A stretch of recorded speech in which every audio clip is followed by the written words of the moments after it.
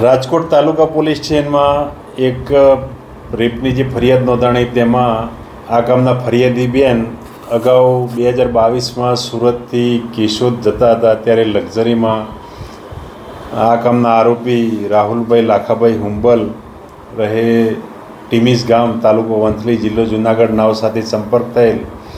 ત્યારબાદ અવારનવાર તેઓને આ ફરિયાદી બેનને સુરત જવાનું હોય કેશોદ આવવાનું હોય તો આ ગામના આરોપીનો સંપર્ક થતાં તેઓને લક્ઝરીમાં મુલાકાત થયેલ.